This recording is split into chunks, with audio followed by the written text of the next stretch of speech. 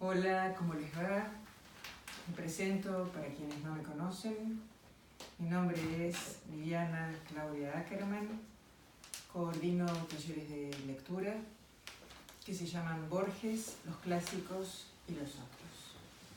Ello se debe al hecho de que partimos de nuestro escritor como columna vertebral y a partir de él vamos a autores clásicos como Cervantes, Shakespeare, Melville.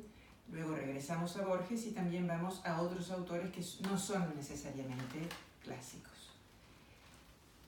En el video de hoy me gustaría detenerme en una cuestión que es muy interesante y que es objeto de mucha curiosidad por parte de los participantes, de los alumnos, que tiene que ver con el campo de la narratología, es decir, con una disciplina que se ocupa del estudio de los distintos resortes que hacen al arte de narrar.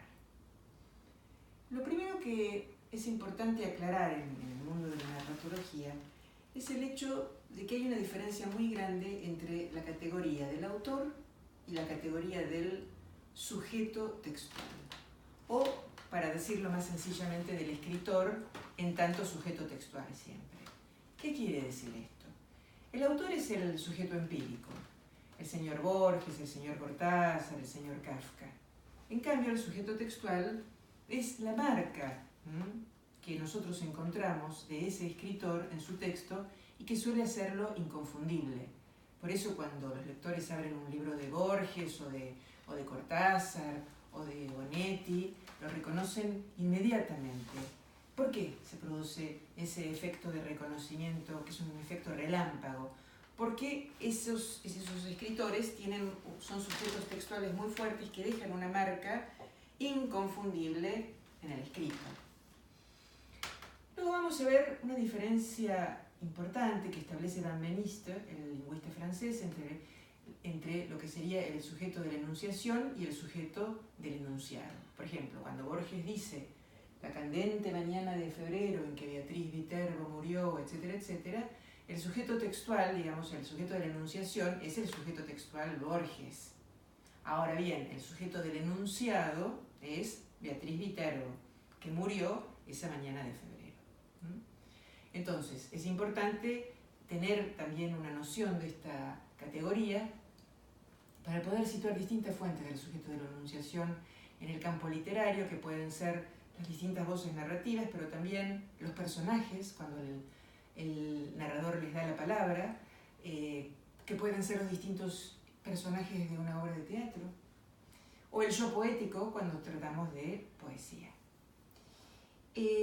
Ahora bien, vamos a detenernos un poquito en los distintos tipos de narradores, porque es un tema muy interesante, muy rico, y porque los distintos narradores le otorgan a los textos una impronta, un sabor, un sello que los distingue unos de otros, que ponen cierta distancia entre el lector y el texto leído. Hay un autor francés que es Gérard Genette, que en un libro Figuras 3 propone una grilla de lectura que a mí me parece realmente muy útil, muy operativa. Genette usa dos criterios. Por un lado, uno de los criterios tiene que ver con si el narrador participa o no de la historia narrada. Si participa es homodiegético, si no participa es heterodiegético. Entendiendo por diégesis, que es una palabra que utiliza Aristóteles en su poética, la acción narrada. El otro criterio, invocado por Gérard Genette, es el que tiene que ver con la instancia del narrador dentro del narratario, el narrador y sobre todo el narratario dentro del texto o por fuera del texto. Si el narratario es intratextual será intradiegético y si está por fuera del texto será extradiegético.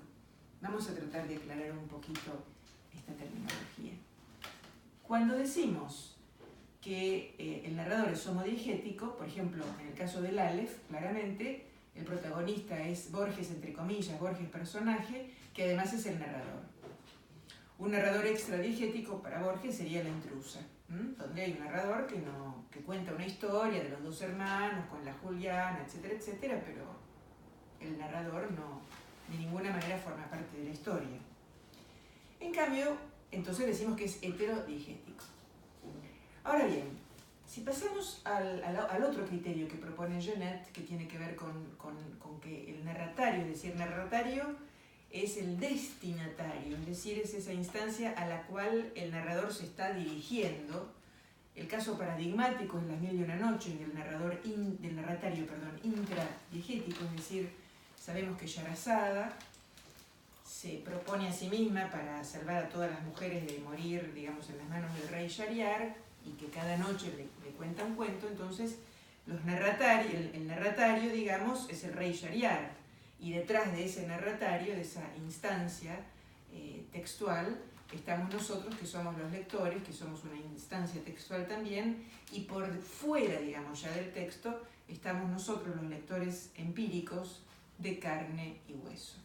Bueno, estas son unas mínimas nociones como para que ustedes se ubiquen un poquito en el campo de la narratología.